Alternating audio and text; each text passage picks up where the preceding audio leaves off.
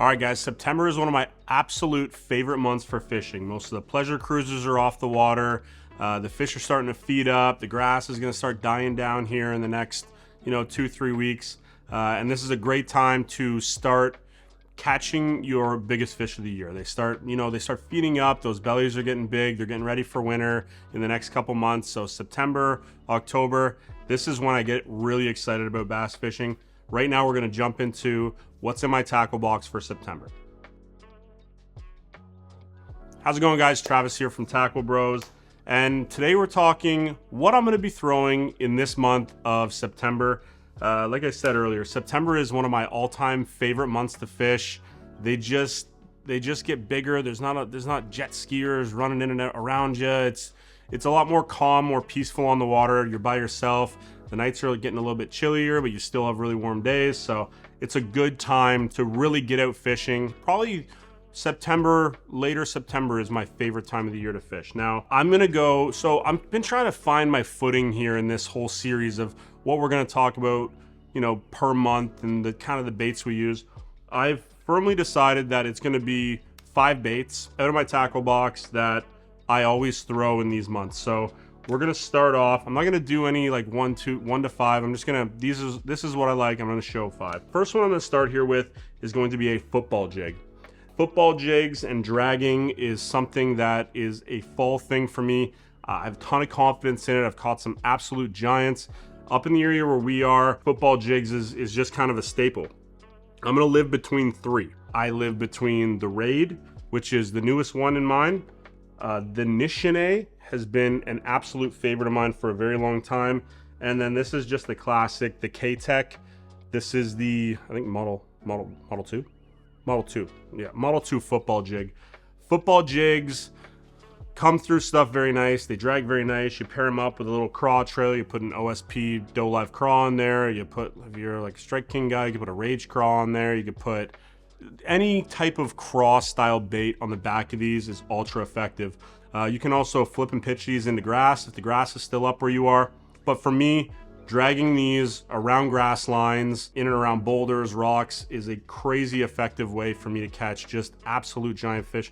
Not only in these months, but this is where that bite seems to really turn on. For weights, go as light as you can, but you need to make sure that you can feel the bottom. You want to make sure that you're making that good bottom contact. The K-Tech is actually a tungsten one, so the heads are going to be a little bit smaller. I really like the black in the Raid. That's kind of why I've gravitated to this one. The line tie is also in a different position, so it maybe picks up a little bit more grass, but it seems to come over stuff very well. And then the Nishine, if I'm using a green pumpkin one, I always use this guy. The head shape allows it to come through stuff phenomenally. I actually really like the silicone skirting that he puts on this, and the hook is phenomenal. They're all actually more of a compact jig than a full standard size. If you're looking for a standard size ones, the evergreen ones are phenomenal. A bunch of other companies make really good ones, but for me, those are my 3 football jigs. All right, you're gonna notice a trend here with kind of how I start to fish, because the next one up is going to be the Megabass Sleeper Craw. Now this one's already a little bit beat up. If you're not familiar with the Sleeper Craw, this is in the Sleeper family for Megabass. So Sleeper Gill, Sleeper Craw, and the Dark Sleeper, which is the OG. I love that Dark Sleeper as well, but if I can only choose one for right now, it's gonna be that Sleeper Craw. It's gonna obviously be a craw imitating pattern. It's gonna have these claws that will kind of trap air in them, which is gonna help it float.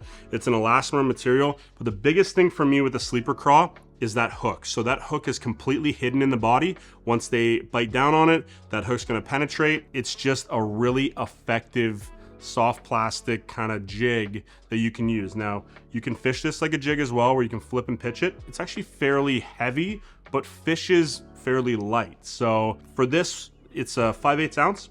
It, to me, almost fishes like a 3/8 with the fall rate. I think it's because where they've keeled the weight and also how flat the body is, it just has a really slow fall to it, which I love. For this guy, I throw it on a P5 Dark Sleeper. It's one of my favorite rods. If you have something medium heavy that's a little bit more parabolic like that Dark Sleeper is, that's gonna work well. But my favorite rod for this guy is that Dark Sleeper.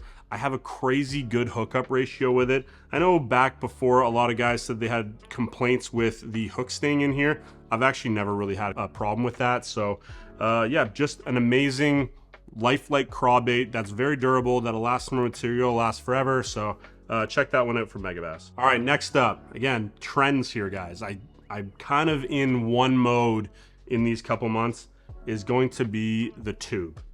So this one is the Great Lakes Finesse Juvie Craws Colors Motor Oil. I love this one. And then this is actually the Berkeley Max Scent tube. Over the years, I have had a ton of confidence in this one. It was my #1 go-to tube until that Juvie Craw came out. Both of them I pair up with the Great Lakes Finesse Mini Tube Head, which I'm gonna try to get out of here. The Great Lakes Finesse Mini Tube Head. Now, the reason why I like this head so much is actually a lot to do with the shape. The hook's great too, and I have a really good hookup ratio, but for some reason, this tube is the most snagless tube I've ever used.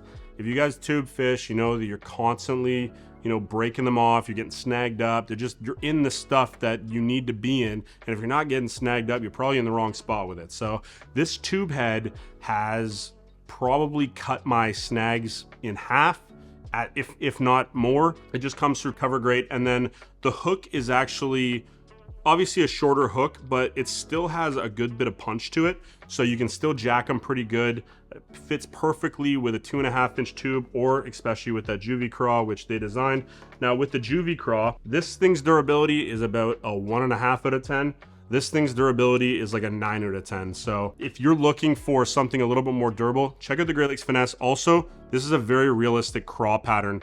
This is probably the size of craw that bass eat the most. This is when they're the softest. They don't have the best defense, so this is just an easy meal for them. It imitates it perfectly. It has a flat bottom, so it sits down nicely. A lot of these are gonna have buoyant claws, so they're still gonna have that defensive posture. These guys still work great, but especially with these Berkeley ones, man, these tails get pulled off a lot. You go through a lot more of them, especially if you're around bluegill, which you kind of want to be in and around bait fish as well. So something to consider, but the OG tube, man, is a really, really tough one to beat. For me, year round, I throw it a lot up here, but especially in these getting into the fall, the tube doesn't leave my hand. I throw these on an NRX Plus 852 JWR. You guys have seen in the video, that rod is lights out with this thing. It's tough to beat, so definitely check out the tube. Okay, subtle flex on this next one, because I'm kind of the guy. All right, this is my spy-bait box for 80s and 90s. This is my spy-bait box for 70s. I don't know if you can see that. Boom, those are my 70s, and then 80s, 90s. I am a nut for spy baits. It's one of my most confident baits that I've ever had. I mean, I catch more fish on a spy bait in a year than a jerk bait for sure, than any other hard bait. Let's put it that way. If I can get one of these 80s out. So this is the 70 and this is the 70, this is the 80 size spy bait. You can see there's actually quite a substantial size difference. The 70 has become honestly my go-to this year, especially with a lot of depths that I'm fishing. It's forced me to slow down, which is something that I think a lot of people do incorrectly in spy baiting. This is a slow presentation. You want to kind of be annoyed with how slow you're reeling this thing in. When I get a little bit deeper, I go into the 80, or if my bait fish size up to this, I will just go to this. I'm holding two of the new colors. So the first one I have here is going to be Ghost Wagasagi. This was a new color introduced this year. And then this one, which has become our instantaneous #1 seller, this is going to be Ghost Perch. The original matte perch is still one of my favorites, but these two have worked into my arsenal very, very fast. With a spy bait, I primarily use, especially with the 70, I use a Flissa, 7.6 medium light, 3000 size. I use 11-pound Defier, which is kind of like a 6-pound test, to a 6-pound test. And then with this guy, I'm actually throwing this mostly on an NRX Plus 902 SJR. So this is that 7.6 medium power. It's still fairly soft for a medium, but the hookup ratio on both is phenomenal. Now the 70 size runs a size 10 hook, which I was very nervous about when I first heard it. The hookup ratio is phenomenal. I don't lose fish. I actually probably lose less fish on this guy than I do on this. And if you're an avid spy bait fisherman, you know that losing them can sometimes be a little bit of a problem. It's just in the nature of how they eat them, the light line and everything like that. But this is a big fish catcher, has a ton of drawing power, even though it's not really doing much down there, just kind of wobbling back and forth with those blades going. The spy bait is an absolute killer year round, but especially September, October. And I keep saying September and October a lot because these 2 months, there's not a lot of difference for me. So we may not put out an October video unless, you know, we get on something a little bit different, but for the foreseeable future, this is kind of my main arsenal. Now, last but not least, we're gonna look at some crankbaits. Now, I don't throw a lot of crankbaits, period. It's just not something that we do up here, but in the coming couple weeks, the grass is gonna start to lay down, it's gonna start to kind of go away, and crankbaits become ultra effective. Now, the Blitz is my #1 crankbait, always has been. A lot of guys like throwing the Jackals, they like throwing the Evergreens, which are all phenomenal crankbaits. The Nishini Lure Works makes an amazing one, but for me, I'm gonna go with the Blitz. It just has that wobble and that sound that drives my fish nuts. They also make a ton of colors that I really like. This is one of my personal favorite go-tos. This is like blueback chartreuse. I'm gonna take it out of the package so you can see it. So the blueback chartreuse Blitz EXDR. This is the ultra deep diving version, so like 12 to 15 feet. Then you're gonna have the MR and you're gonna have the standard Blitz.